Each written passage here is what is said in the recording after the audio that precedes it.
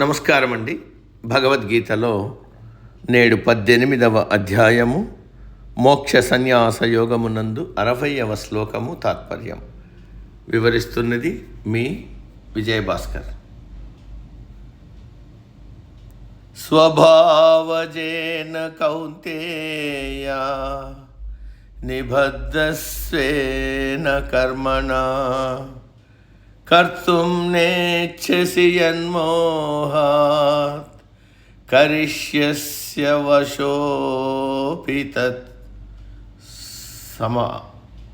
తాత్పర్యం: ఓ కుంతీపుత్ర, నీ పూర్వజన్మ సంస్కారం వల్ల నీవు క్షత్రియుడిగా జన్మించావు. క్షాత్రము నీ సహజగుణం, యుద్ధము చేయడం నీ క్షాత్ర ధర్మము. నీవు నీ క్షాత్ర కర్మల చేత, క్షాత్ర ధర్మము చేత, నీ పూర్వజన్మ సంస్కారము చేత నీవు బంధింపబడి ఉన్నావు. కానీ నీలో కలిగిన తాత్కాలిక అవివేకం వల్ల నీవు యుద్ధము చేయడానికి ఇష్టపడడం లేదు. అయినప్పటికీ నీవు యుద్ధము చేయకుండా తప్పించుకోలేవు. నీలో ఉన్న నీ క్షాత్ర గుణము నీ చేత యుద్ధము చేయిస్తుంది అని ఒక హెచ్చరిక చేశాడు.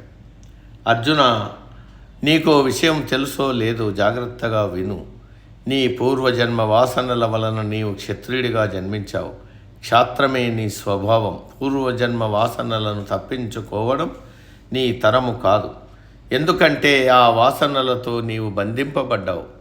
కానీ తాత్కాలికమైన అజ్ఞానము, అవివేకము, వాటి వలన కలిగిన మోహము నీతో నేను యుద్ధము చెయ్యను, సన్యాసము పుచ్చుకుంటాను, అడుక్కు తింటాను అన్న మాటలు పలికిస్తూ ఉంది.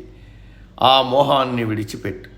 నీ స్వభావ సిద్ధమైన గుణమైన యుద్ధం చేయడానికి సమాయత్తం కా. ఇంకాసేపట్లో మొదలయ్యే యుద్ధం చూస్తే నీలో అంతర్గతంగా ఉన్న నీ క్షాత్ర స్వభావం నీ చేత యుద్ధం చేయిస్తుంది. పూర్వజన్మ వాసనల నుండి పుట్టిన నీ స్వభావాన్ని నీవు జయించలేవు. కాబట్టి నీ స్వభావ సిద్ధమైన కర్మను నీవు చేయి. ఫలితం పరమాత్మకు అర్పించు. అప్పుడు నీకు ఏ దోషము అంటదు. ఇక్కడ మనం ఒక విషయం గమనించాలి. అర్జునుడు క్షత్రియుడు. అతని స్వభావము యుద్ధము చేయడం, ధర్మము రక్షించడం. ఇక్కడ కృష్ణుడు అర్జునుడిని ధర్మయుద్ధం చేయమంటున్నాడు. అది అతని స్వభావం అంటున్నాడు. అలాగే మనకు పూర్వజన్మ వాసనలు ఉంటాయి.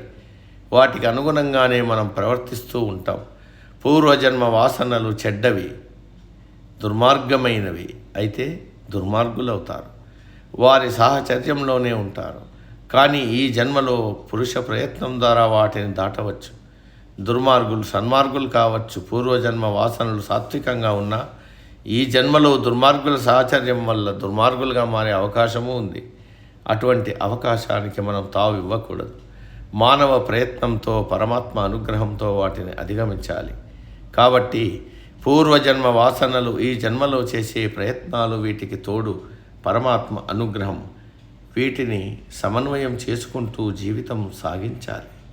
నేటికి సమాప్తం. తదుపరి శ్లోకం రేపటి రోజు.